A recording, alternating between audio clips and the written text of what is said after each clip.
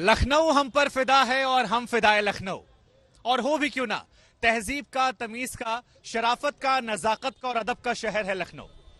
लेकिन ये लखनऊ यहां की चाय पर भी फिदा है। ये चाय जो इस वक्त आप देख रहे हैं हमारे हाथों में, ये चाय शर्मा जी की चाय है। और इस चाय के बाहर जो ये भीड़ है, ये दर्शाती है कि इस चाय से लखनऊ वालों को मोहब्बत कितनी ज्यादा है।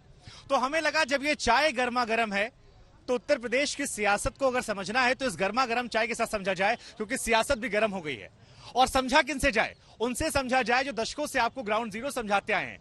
कुमार अभिषेक जी हमारे साथ हैं। लखनऊ की हर एक नफ्स को बारीकी से वो समझते हैं और समझाते रहे हैं, उनसे समझेंगे। हमारे साथ आशीष हैं और हमारे साथ सामर्थ्य जी भी हैं। और ये बन मक्खन जो यहाँ पर आप देख रहे हैं, ये यहाँ बहुत फेमस है। लेकिन कहते हैं कि सियासत में नेता जो हैं, इस बार अभिषेक जी खूब मक्खन लगा रहे हैं। किसका मक्खन समझेगा चलेगा वो समझेंगे आपसे। लेकिन शुरुआत करने से पहले क्या कहें दर्शकों से, कुछ कहना चाहेंगे आप? देखिए, ये चुनाव है और चुनाव मुझे लगता है एक उत्सव होता है और जनता भी इसे उत्सव के तौर पे ही ले रही है। आप पूरे उत्तर प्रदेश में देख लें, ये माहौल बिल्कुल उत्सव जैसा है। कोई तनाव नहीं, कहीं कोई दंगे फसाद नहीं।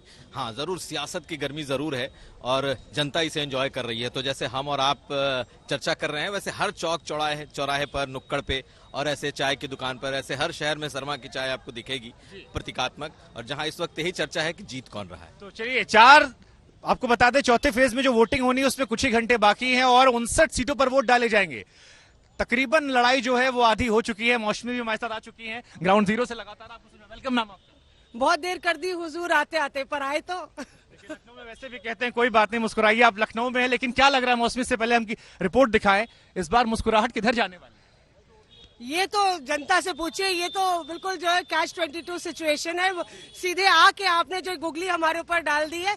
पर ये जरूर है कि मुकाबला है, यहाँ पे मुकाबला हो रहा है और कहीं ना कहीं दो टीमों के बीच में हो रहा है। बाकी लोग हैं किरदार, पर दो अहम किरदार हैं जिनके जो आमने सामने हैं। दर्शकों को बता दें, इसी वजह से चाय की गर्माहट के साथ साथ मुद्दों की गर्माहट जो है वो भी तेज हो गए। 59 सीटों पर वोट डाले जाएंगे, लेकिन आतंकवाद का मुद्दा जो है वो बहुत हावी हो गया है। प्रधानमंत्री ने सीधे सीधे साइकिल से आतंकवाद का रिश्ता जोड़ा। अखिलेश ने प्रतिक्रिया दी है। एक रिपोर्ट आपको दिखाते हैं गर्माहट को लेकर, उसके बाद चाय की चुस्कियों के साथ यहाँ की सियासी हवा को समझेंगे। प्रदेश की आबो हवा किस ओर बह रही है ये भी आपको समझाएंगे, लेकिन उससे पहले ये रिपोर्ट देखिए। तब तक हम बंद मक्खन का आनंद लेते हैं।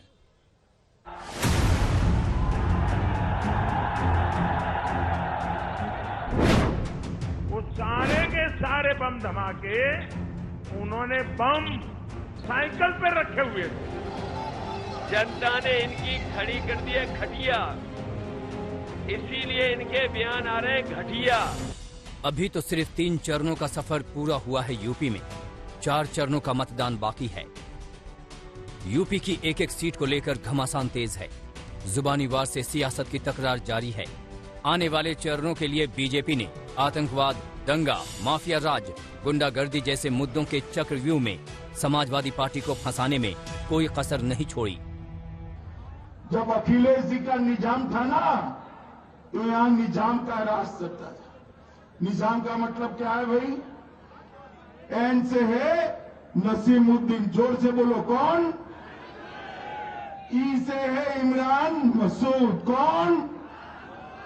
ए से है आजम खान, कौन? और एम से है मुख्तार अंसारी। समाजवादी पार्टी और अखिलेश पर बीजेपी के हमले का ये एक्सटेंशन है। अभी 2 दिन पहले ही प्रधानमंत्री ने आतंकवाद से साइकिल के कनेक्शन के आरोप लगाए। पीएम के बयान के बाद मानो समाजवादी पार्टी पर बयानबाजी वाली सर्जिकल स्ट्राइक शुरू हो गई।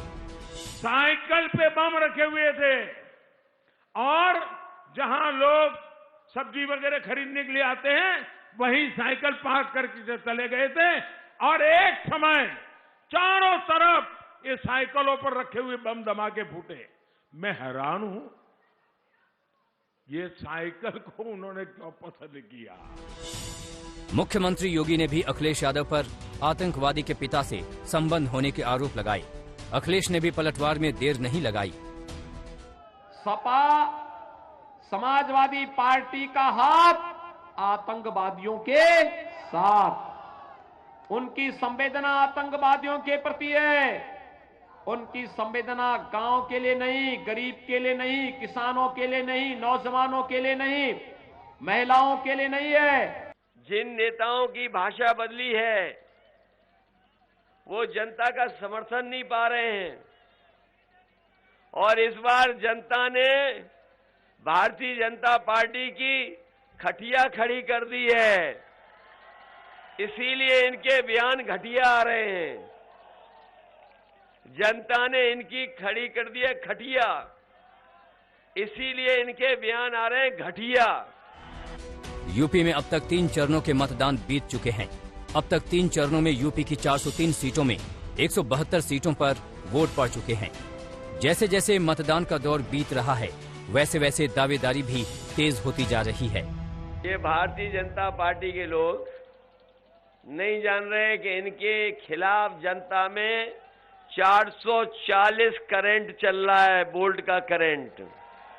100 भी पार नहीं कर पाएंगे अखिलेश जी। 7 चरणों के बाद 100 भी पार नहीं कर पाएंगे, फिर घर की ओर वापस जाएंगे।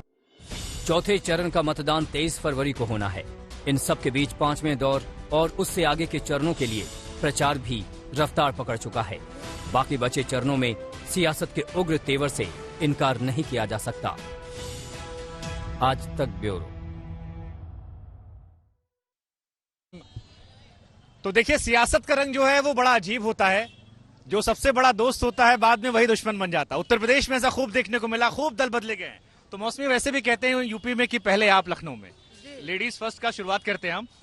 बहुत सारे लोगों ने दल बदला है, कई सारे बयान सुना रहे थे, दर्शकों को सुना रहे थे खटिया घटिया क्या क्या कहा जा रहा है। तो क्या लग रहा है कि इस बार माहौल लखनऊ में कम से कम क्या है? देखिए, आपको बताऊं कि दल बदलने का तो ये आलम है कि आप देखिए जो चाचा भतीजे की जोड़ी है, तो है उनकी पार्टी प्रगतिशील समाजवादी पार्टी, पर वो साइकिल के सिंबल पे लड़ रहे हैं। तो यहाँ पे आयाराम गयाराम नेताओं का मौसम है। और कहा गया कि एक बार ये ऐसा एग्जोडस हुआ भाजपा से कि उसको रोकने के लिए पूरी सियासत में हड़कंप मच गया। तो दिलचस्प ये होगा ये देखना होगा कि क्या एंटी इनकम्बेंसी काम करेगी उन विधायकों या उन नेताओं के खिलाफ जो दल बदल के दूसरी पार्टी से टिकट ले रहे हैं, क्योंकि टिकट कटे हैं और एंटी इनकम्बेंसी पे कटे हैं कि उन विधायकों का काम उस क्षेत्र में अच्छा नहीं था। कई लोगों ने दूसरी पार्टियों से टिकट लिए हैं। तो क्या जनता उनको उनके काम पे जज करेगी या पार्टी के सिंबल पे, ये देखना होगा। क्योंकि एक नेता एक जगह नालायक होता है और दूसरी जगह ही बहुत कर्मठ बन जाता है, सिंबल बदलते हैं। तो ये बड़ी बात है। ये अक्सर अभिषेक जी कहा जाता है कि देखिए कुछ पार्टियां ऐसी हैं जिनके पास ऐसा वॉशिंग पाउडर है कि डालते ही आदमी शुद्ध हो जाता है। तो इस बार कैसे देख रहे हैं आप इन दल बदलू नेताओं की अगर खासतौर पर बात की जाए? नहीं, बीजेपी का वॉशिंग मशीन इस बार सबसे बड़ा है। और जो लोग दूसरे दलों से आने वालों की तादाद है, अगर आप देखेंगे तो आप चौंक जाएंगे, क्योंकि शायद ये पहला ऐसा चुनाव है जिसमें बीजेपी की तरफ आने वालों की भी तादाद उतनी ही बड़ी है 5 साल के चुनाव के बाद भी। हालांकि समाजवादी पार्टी में भी एक बहुत बड़ा तबका जाने वाला भी था, गया भी था, और कहा भी गया कि एक जो गैर यादव ओबीसी का एक बड़ा तबका है वो टूट करके आएगा। बड़े 3 नेता निकल करके आए, लेकिन 20 नेता 20 मंत्री और विधायक की जो बात की गई वो नहीं हो पाया। दूसरा जो बहुत बड़ा कह सकते हैं एक्सोडस जिसे कह रहे हैं, जिसे मौसमी कह रही हैं, प्रसपा जो कि शिवपाल की पार्टी थी, शिवपाल यादव की पार्टी को जब टिकट नहीं मिले तो उसके सारे नेता बीजेपी में चले गए। बसपा की तरफ से ज्यादातर नेता टूट करके समाजवादी पार्टी में चले गए।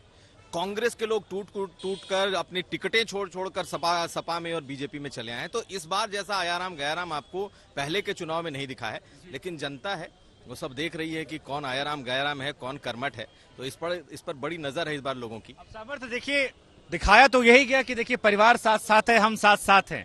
लेकिन शिवपाल जी कहते हुए भी नजर आए कि देखिए 100 सीटों का ख्वाब हमारा था, मिली हमको एक, और जो एक मिली उससे वो सेटिस्फाई दिखाई पड़े। अब अंदर खाने में जरूर बातें हों, जरूरी था, मजबूरी था उनके लिए, दोनों ही कह सकते हैं। क्योंकि अगर शिवपाल सिंह यादव अकेले लड़ते तो शायद कहीं ना कहीं अस्तित्व खत्म होता नजर आता। पर जसवंत नगर सीट में उनका वर्चस्व है और कई सीट से जहां उनका वर्चस्व है, बट जब उन्होंने देखा कि हवा जिस तरफ चल रही है उन्होंने वही रुक किया। और एक तरह से जब एक फैमिली साथ में यादव फैमिली नजर आई काफी टाइम बाद, जब एक रथ मुलायम सिंह यादव, शिवपाल यादव और अखिलेश एक साथ नजर आए, तो एक मैसेज गया। हालांकि बीजेपी वालों ने उसमें भी चुटकी ली, जो शिवपाल सिंह यादव किनारे की चेयर पर बैठे थे, पढ़ना भी रह गई थी। आशीष मुस्कुराने लगे।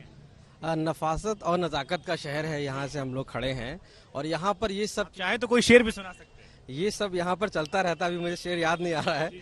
ये सब यहाँ पर चलता है क्योंकि राजनीति में 2017 में भी देखा था, परिवार का एक बहुत बड़ा जब चुनाव था, और अब जब 22 में है तब भी कहीं ना कहीं अब परिवार एक है। पहले परिवार टूटा था, परिवार एक हो गया।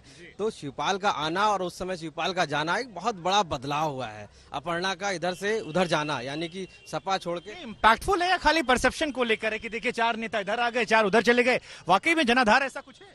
जनाधार के देखिए शिवपाल जी गए हैं तो वो अकेले गए हैं, जनाधार उनके साथ नहीं गया है। वहाँ उनके लोग आज भी कहीं ना कहीं निराश घूम रहे हैं और कह रहे हैं अकेले एक सीट हमको दे दी और हमारे घर में हमको उनके जो साथी थे सलाह फातिमा जैसे मेन जो उनके लीडर रहे, उन्होंने कहा कि वो तो परिवार के साथ चले गए, हमें जंगल में छोड़ गए। अब हम तो आजम जी ने 10-11 सीटें मांगी थी, दिया सिर्फ 1-2 बाप बेटे को। लेकिन शेर हम सुना दे रहे हैं कि इस चाय की तलब का आलम कुछ यूं है गालिब कि यहाँ आप राय लेंगे तो वो कड़क चाय कह देते हैं। लेकिन मौसम वाह वाह वाह वाह, क्या गौर फरमाया, मैं बहुत बहुत अच्छा फरमाया जी। ये बताइए कि जो ये अखिलेश यादव के बारे में लोग कह रहे हैं कि इस बार बड़े मजे हुए नेता बन के आए, सारी सीटों पर सबको ले भी लिया और दिया भी कुछ नहीं।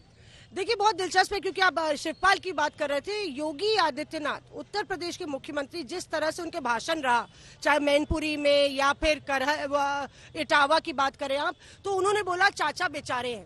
मतलब चाचा को बेचारे की संज्ञा उन्होंने दी, क्योंकि कहीं ना कहीं चोट वो करना चाह रहे थे कि भले ही शिवपाल और अखिलेश कह रहे हैं कि दिल मिल गए हैं, पर दिल पार्टी एक नहीं हुई तो मिले नहीं है, जनता के लिए सिर्फ मिले हैं। और यही चोट भाजपा लगातार परिवारवाद पे कर रही है, चाहे वो प्रधानमंत्री नरेंद्र मोदी हो या फिर योगी आदित्यनाथ हो, जो कि सैफई परिवार है। ये तो सैफई परिवार का सिर्फ अपना विकास चाहता है।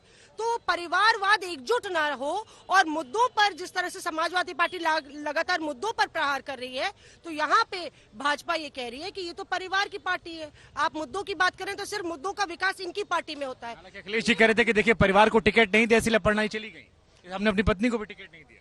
जी बिल्कुल, देखिए अपर्णा का जाना, जिनको हमने नहीं दिया उनको बीजेपी ने दे दिया।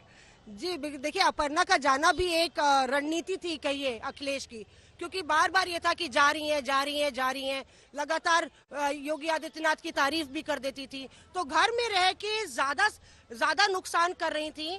उनको लगा कि अगर, जैसे कि आप देखिए बाकी जो नेता गए हैं, उनका ये कहना है कि मेनका गांधी भी तो है, ये कह रहे कि उनके गांधी भी तो है भाजपा में, उनके जाने से दोनों खुश थे, सपा की एक बारी के लिए हाँ खुश, दोनों लोग खुश थे। यहाँ की भी ठीक थी, यहाँ उधर रह के भी ठीक है, क्योंकि एक बारी नलिफाई हो गया वो मामला। अच्छा अभिषेक जी जरा ये समझाइए सर मुझे, आपकी 172 सीटों पर चुनाव हो गए हैं, अब जितनी यहाँ आवाम आपको देख रही है उसके मन में भी बार बार आके धीरे से पूछते हैं सर माहौल क्या है, क्योंकि दोनों तरफ से दावे ऐसे कि भाई हम ही जीत रहे, 300 ला रहे। ये माहौल किसी एक का बता पाना बड़ा मुश्किल है और मुझे लगता है कि कोई अगर बोल दे कि फलां का माहौल है तो मुझे लगता है थोड़ी ज्यादती हो जाएगी। लेकिन मैं एक चीज कह सकता हूं, क्योंकि चूंकि सारे फेज में हम लोग घूम रहे हैं, एक चीज है कि मुद्दे अपने अपने सबके हैं।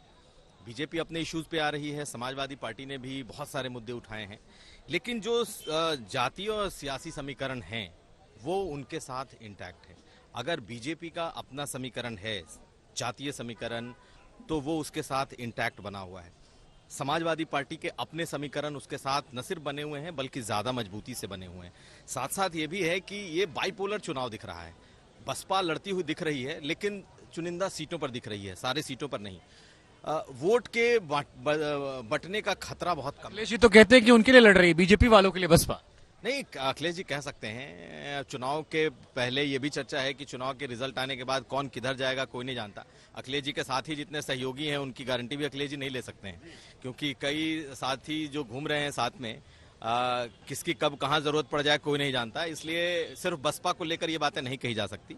ये जरूर है कि मुद्दों को लेकर और अपने चुनावी घोषणा पत्र को देखेंगे तो समाजवादी पार्टी का मुद्दा और चुनावी घोषणा पत्र दोनों भारी हैं।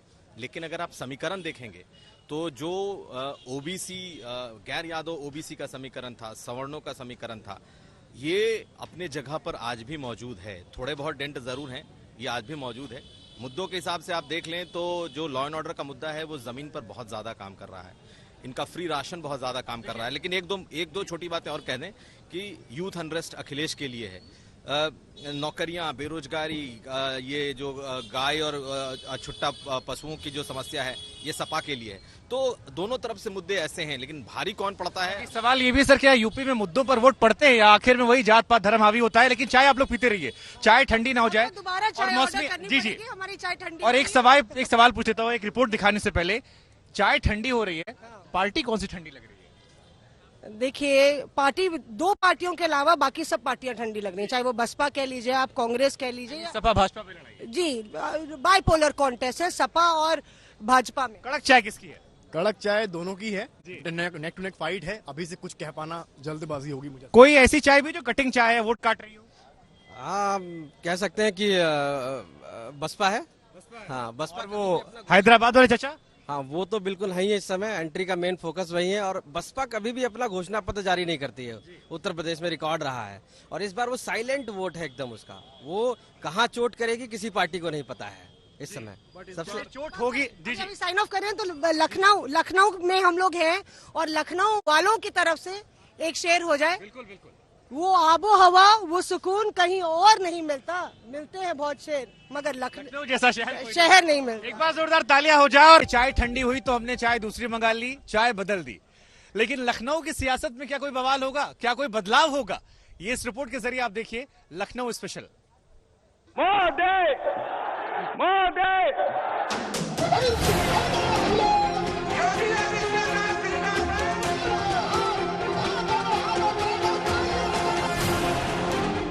क्या है लखनऊ में सियासी मिजाज? इस बार लखनऊ की लड़ाई में कौन पड़ेगा भारी? चंद घंटे की बात है, सत्ता की लड़ाई में लखनऊ की नुमाइंदगी कौन करेगा? इस सवाल का जवाब देने की तैयारी हो चुकी है। इंतजार मतदान का है। चौथे चरण के मतदान में लखनऊ अपना वोट करेगा। इसमें अलग अलग विधानसभा सीटों के लिए कई अहम उम्मीदवारों की किस्मत दांव पर है।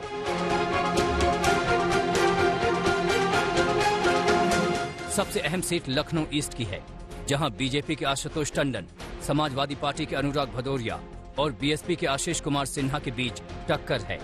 वहीं लखनऊ कैंट से मंत्री ब्रजेश पाठक उम्मीदवार हैं। उनके खिलाफ समाजवादी पार्टी ने सुरेंद्र सिंह गांधी और बीएसपी ने अनिल पांडे को उतारा है। तीसरी हाई प्रोफाइल सीट है सरोजनी नगर, जहां राजेश्वर सिंह बीजेपी के उम्मीदवार हैं। उनके खिलाफ समाजवादी पार्टी के अभिषेक मिश्रा और कांग्रेस के रुद्र दमन सिंह चुनाव मैदान में हैं। चौथे चरण का मतदान बेहद दिलचस्प है। 9 जिलों में 59 सीटों पर वोटिंग होनी है। अगर 2017 की बात करें तो 59 सीटों में से 50 सीटें बीजेपी ने जीती थी। समाजवादी पार्टी को महज 4 सीटों पर कामयाबी मिली थी, जबकि बीएसपी 2, कांग्रेस 2 और अन्य के खाते में 1 सीट गई थी। अब बीजेपी और समाजवादी पार्टी के अपने अपने दावों के बीच देखना है कि कौन चौथे चरण में बाजी मारता है। लखनऊ से कुमार अभिषेक के साथ आज तक ब्यूरो। पहले हम बात कर रहे थे लखनऊ की, लेकिन मेरे दो सहयोगी मेरे साथ और जुड़ गए, अशोक सिंघल और इधर अभिषेक मिश्रा। इनके पास हम जाएंगे और ये समझने की कोशिश करेंगे कि कौन है जो शायद इनकी तरह प्रोग्राम से थोड़ा सा पीछे रह गया था। सर, ये पॉलिटिकल पार्टी को लेकर सवाल मैं आपसे पूछूंगा कि कौन थोड़ा देर कर गया इस चुनावों में, या कोई ऐसा है जो थोड़ा पीछे तो नहीं रह गया। लेकिन उससे पहले दर्शकों को दिखाते हैं कि लखनऊ के अलावा वो 2 सीटें, एक रायबरेली जो गांधी परिवार का गढ़ है, और दूसरा वो लखीमपुर खीरी जहां पर किसानों पर गाड़ी चलाई गई थी। कितना ज्यादा इंपैक्ट उनका होने वाला और कितने अहम रहने वाले हैं ये इस चौथे फेज में, जब 59 सीटों पर कल मतदान होगा। ये रिपोर्ट देखिए, तुरंत वापस लौटते हैं। मैं अब्बा जान तभी बोलता था क्योंकि मैं इनकी हरकतों को देखता था, और मैंने इसीलिए पहली बार कहा था पिछली बार भी। और अब हम भी उनको उसी नाम से बुलाएंगे। अभी तक तो हम बाबा मुख्यमंत्री बुला रहे थे, अब वो बाबा बुलडोजर वाले बाबा हो गए। अब बारी चौथे चरण में 9 जिलों की 59 सीटों की है, और इन सीटों पर चुनाव प्रचार अब थम चुका है। चौथे चरण में रोहिलखंड से लेकर तराई बेल्ट और अवध क्षेत्र के 9 जिलों से 624 उम्मीदवार मैदान में उतरे हैं। बुधवार यानी 23 फरवरी को वोटिंग है। जिन 9 जिलों में वोटिंग है वो हैं पीलीभीत, लखीमपुर खीरी, सीतापुर, हरदोई, लखनऊ, उन्नाव, रायबरेली, फतेहपुर और बांदा। इस फेज में लखनऊ और गांधी परिवार का गढ़ माने जाने वाली रायबरेली की सीटें भी शामिल हैं, जिसके चलते ये सियासी तौर पर काफी अहम माना जा रहा है। लेकिन इस बार लखीमपुर खीरी में किसानों की हत्या का मुद्दा भी है। अब सवाल ये है कि क्या समाजवादी पार्टी को इसका फायदा मिलेगा। आज तक ब्यूरो। रिपोर्ट हमने आपको दिखाई और शुरुआत करेंगे इस बार रायबरेली से। वो रायबरेली जो गांधी परिवार का दुर्ग रहा है। बीजेपी ने पिछली बार 6 में से 5 सीटें जीती थी। नहीं, बीजेपी ने पिछली बार यहां अच्छा प्रदर्शन किया था, 2 सीटें सर कांग्रेस के पास गई थी, लेकिन इस बार दोनों बीजेपी में आ गए। तो रायबरेली जिसके लिए सोनिया गांधी अपील करती हैं, प्रियंका बार बार जाती हैं, कई सारे मुद्दे उठाए जाते हैं, जरा समझाइए ये, क्योंकि कल आपको जाना भी वहां पर है। क्या लग रहा है इस बार रायबरेली का माहौल क्या है? देखिए, माहौल की जहां तक बात है, कांग्रेस का गढ़ रहा है और प्रियंका गांधी ने काफी कैंपेन किया है और सोनिया गांधी की कॉन्स्टिट्यूंसी है। 2 दिन पहले सोनिया गांधी ने एक स्टेटमेंट भी जारी किया था, बयान जारी किया था। लेकिन सबसे अहम यह है कि गढ़ रहा है हमेशा से रायबरेली, उसको बचाए रखना है कांग्रेस को किसी ना किसी ढंग से। लेकिन सबसे बड़ी दिक्कत क्या हुई, जो कांग्रेस की विधायक थी अदिति सिंह, वो चली गई है बीजेपी में। दोनों विधायक आ गए हैं और खासतौर से अदिति सिंह, क्योंकि उनका परिवार भी कांग्रेस से जुड़ा रहा है, उनके फादर भी रहे हैं। तो इस बार कांग्रेस की कोशिश यही है कि उस सीट को दोबारा से, जिसपे अदिति सिंह थी खासतौर से उस सीट पे, क्योंकि उनका परिवार जो है कांग्रेसी रहा है, उसको बचाए रखना और दोनों जो सीटें थी उनको रिटेन करना। और इसके अलावा उनकी कोशिश ये कि एक सीट और आ जाए, एक्स्ट्रा उनको मिल जाए, ताकि ये दिखा सके कि जो कांग्रेस का गढ़ है अभी भी कांग्रेस का गढ़ है, उसमें कोई सेंध नहीं लगी है। दर्शकों को बता दें कि 6 में से दरअसल 5 सीटों पर वहां चुनाव होना है चौथे फेज में। एक सीट ऐसी जिसका चुनाव अगले फेज में होगा। सर, एक और एंगल है इस रायबरेली को लेकर, ठाकुरों का बड़ा वर्चस्व रहा है वहां पर, आधी से ज्यादा सीटें हर बार ले जाते हैं। पिछली बार भी 6 में से 3 सीटें ले गए थे। अदिति सिंह भी ठाकुर हैं, योगी आदित्यनाथ, क्योंकि जाति विशेष की बात होती है। उससे पहले नरेंद्र मोदी बहराइच में कुछ कह रहे हैं, हम आपको सुनवाते हैं, वापस लौटेंगे। लेकिन सबसे पहले चलते हैं प्रधानमंत्री नरेंद्र मोदी के पास, सुनते हैं बहराइच से वो क्या कुछ कह रहे हैं। जान आ जाएगी, आने देना है क्या?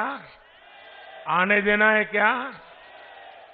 भाइयों बहनों, ये जो समझ नहीं रहे हैं, अभी भी सुधरे नहीं है, अभी भी आखिरी सांस ले रहे हैं और बदले का भाव लेके बैठे हैं, उनको दोबारा खड़े नहीं होने देना है। साथियों, भाजपा सरकार के प्रयासों की वजह से अब उत्तर प्रदेश में डर का माहौल दूर हो रहा है और डर उनको लग रहा है जो दशकों तक निर्दोषों को डराते रहते थे, वो आज डर के मारे कांप रहे हैं।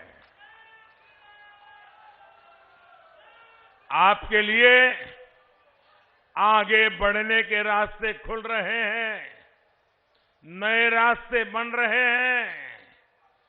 आप बच्चे को अच्छी शिक्षा देना चाहते हैं, इसलिए भाजपा सरकार स्कूलों की स्थिति सुधार रही है। आप अपने बच्चों को उच्च शिक्षा देना चाहते हैं, इसलिए भाजपा सरकार हर जिले में मेडिकल कॉलेज खोल रही है, नए इंजीनियरिंग संस्थान बना रही है, आईटीआई पॉलिटेक्निक में सीटें बढ़ा रही है। आप अपनी दुकानदारी करना चाहते हैं, अपना कारोबार शुरू करना चाहते हैं, इसलिए भाजपा सरकार मुद्रा योजना के जरिए आपको बैंकों से आर्थिक मदद दे रही है। स्टार्टअप योजना के जरिए आपको पैसा दे रही है। आप चाहते हैं कि इलाज पर खर्च कम हो, बेहतर इलाज की सुविधा मिले, इसलिए भाजपा सरकार आयुष्मान योजना के तहत 5 लाख रुपए तक के मुफ्त इलाज की सुविधा दे रही है। गांव देहात में भी हेल्थ और वेलनेस सेंटर बनवा रही है।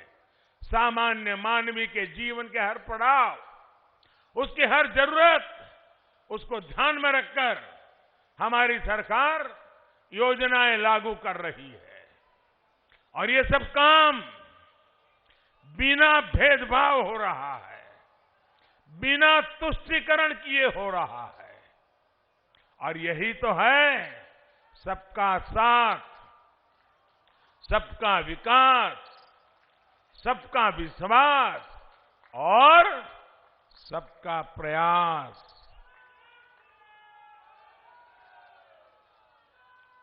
मैं आपको एक उदाहरण देता हूं। साथियों, आप सभी को पता है कि गरीब के घर में अनहोनी हो जाए कोई दुर्घटना हो जाए तो उस परिवार पर क्या बीतती है। पैसे की कमी तो गरीब के जीवन पर दोहरा संकट ला देती है। गरीब की इसी तकलीफ को समझते हुए हमारी सरकार ने प्रधानमंत्री जीवन ज्योति बीमा योजना और प्रधानमंत्री सुरक्षा बीमा योजना शुरू की थी। और हमने प्रीमियम कितना रखा था? एक योजना के लिए सिर्फ 90 पैसे, यानी एक चाय की कीमत से भी बहुत कम, एक कप चाय से भी कम कीमत में रोज का 90 पैसा आपका बीमा उतारना। और दूसरी योजना के लिए हमने इन्हें कहा कितना था? 1 महीने का 1 रुपया, 1 महीने का 1 रुपया। इन योजनाओं के माध्यम से हमने गरीब को 2-2 लाख रुपए का सुरक्षा कवर दिया। 2-2 लाख रुपया। आज यूपी के 4.5 करोड़ से ज्यादा मेरे गरीब भाई बहन इस योजना से जुड़े हुए हैं। और आपको खुशी होगी, इस सुरक्षा की वजह से भी यूपी के गरीब परिवारों को बीते वर्षों में करीब 1000 करोड़ रुपए की मदद उनके खाते में सीधी पहुंची है। 1000 करोड़ रुपया। हमारी सरकार संकट के समय कभी भी किसी का साथ नहीं छोड़ती, बल्कि गरीब परिवार का संबल बन करके खड़ी रहती है। भाई और बहनों, गरीबों के लिए सरकार की इसी संवेदनशीलता को आपने इस कोरोना के काल में भी देखा है, महसूस किया है। हम सबको पता है पूरी दुनिया में कितनी बड़ी भयंकर महामारी आई है। 2 साल हो गए। पूरी मानव जात, दुनिया का हर देश, अमीर हो गरीब हो, हर कोई 100 साल की ये भयंकर बीमारी के चपेट में आया हुआ है। ये संकट हमारे देश पर भी बहुत गहरा, लेकिन ऐसे संकट के समय हमारी सरकार हाथ पर हाथ धर करके नहीं बैठी। क्या करे, पूरी दुनिया में हुआ है, ये तो वायरस है, आने ही वाला है, हम रोते नहीं रहे।